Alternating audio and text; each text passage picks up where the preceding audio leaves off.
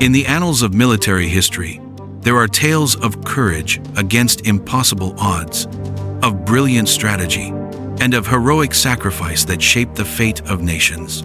And then, there is the tale of the time the Australian military, armed with state-of-the-art machine guns, officially declared war on a flightless bird and lost.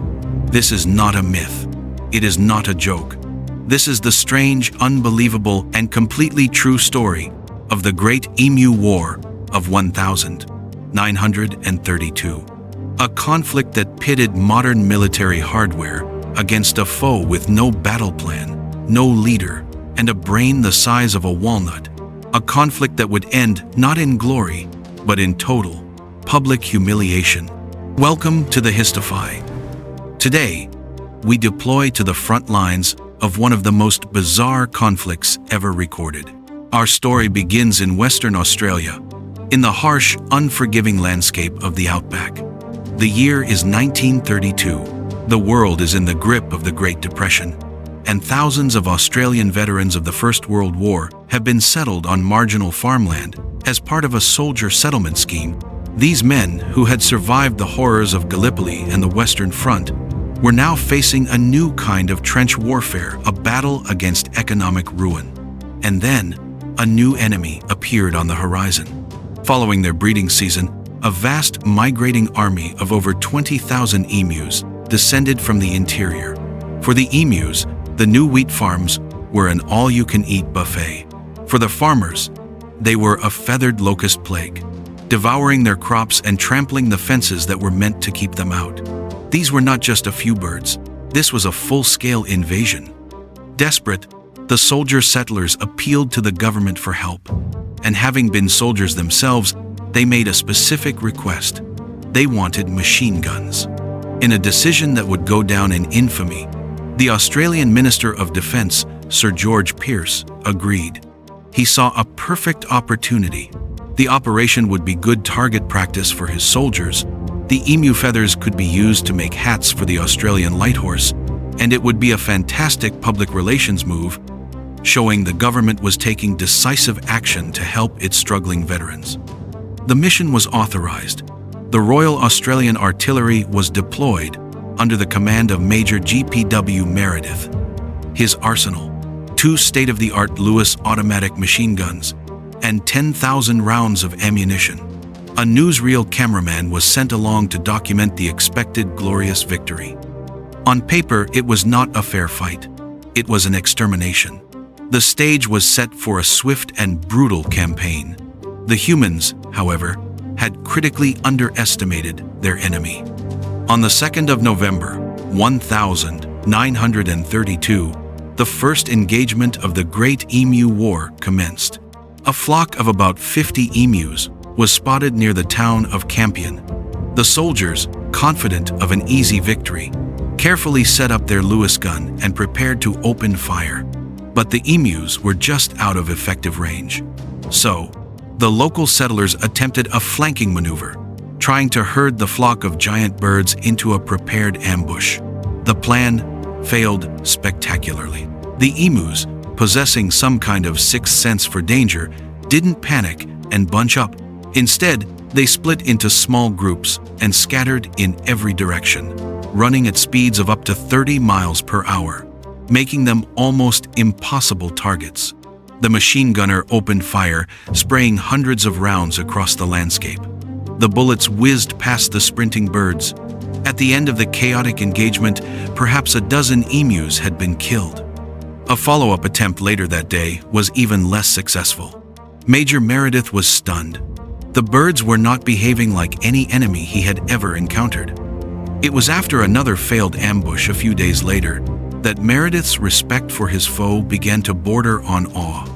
He reported with grim admiration, each emu, after the first shot, scattered into a dozen smaller units. If we had a military division with the bullet-carrying capacity of these birds, it would face any army in the world. They can face machine guns with the invulnerability of tanks. The emus, it turned out, were not a conventional army. They were masters of guerrilla warfare. They employed a leaderless, decentralized command structure that made them impervious to shock tactics. And their thick feathers and tough hides made them surprisingly resilient to bullets. The war was not going according to plan. Major Meredith needed a new strategy. If the emus wouldn't come to the guns would go to the emus. He ordered one of the Lewis guns to be mounted onto a truck. The plan was simple. They would chase the emus down and fire on the move. What followed was one of the most farcical chase scenes in military history. The truck roared into action, bouncing wildly over the rough, cratered farmland, trying desperately to keep up with a flock of sprinting emus. In the back, the gunner was thrown about so violently that he couldn't get a steady aim. The emus, with their erratic zigzagging and effortless speed, easily outmaneuvered the clumsy vehicle. Not a single bird was killed in the chase. To add insult to injury, the truck itself nearly crashed after swerving to avoid hitting an emu. By now, the news of the war had reached the press back east, and the operation was becoming a national laughingstock. Ornithologists in newspapers defended the emus, while politicians in parliament began making sarcastic jokes about the army's performance. One parliamentarian mockingly asked if a medal would be awarded to the emus for their victory. The media narrative had shifted. The emus were no longer a pest. They were cunning, feathered soldiers who had outwitted the Australian military. After nearly a week of intense but fruitless combat, the results were embarrassing. The official numbers vary, but it's estimated that over 2,500 rounds of ammunition had been fired for a confirmed kill count of less than 50 emus. That's a ratio of 50 bullets for every one dead bird. On the 8th of November, facing mounting public ridicule and a clear lack of success, Major Meredith and his men were ordered to withdraw. The first campaign of the Great Emu War had ended. The emus had won. With the military gone, the emus, now unopposed and seemingly emboldened by their victory, doubled down on their destruction of the wheat crops. The farmers, facing total ruin, once again pleaded with the government to redeploy the army. Reluctantly, and with far less media fanfare, the military operation was renewed later that month. This time, Major Meredith's unit had slightly more success. They adopted new tactics and managed to achieve a higher kill rate. But it was still a grueling, inefficient, and deeply embarrassing campaign. The official report at the end of the Second War on the 10th of December claimed 986 confirmed kills with 9,860 rounds of ammunition. That's a ratio of exactly 10 bullets per kill. While an improvement, it was hardly the overwhelming victory the army had envisioned. The military was never sent to fight the emus again. The government realized that a far more effective solution was to empower the farmers themselves. A bounty system was put in place, and farmers were provided with free ammunition. Over the next several years, this far more practical approach, combined with the construction of stronger, emu-proof fences, finally brought the problem under control. The Great Emu War has gone down in history as a perfect testament to human hubris. It's a hilarious story of a modern army being outsmarted by a foe it completely misunderstood. It's a cautionary tale about underestimating your enemy, and a reminder that sometimes the simplest solution is far more effective than bringing a machine gun to a bird fight.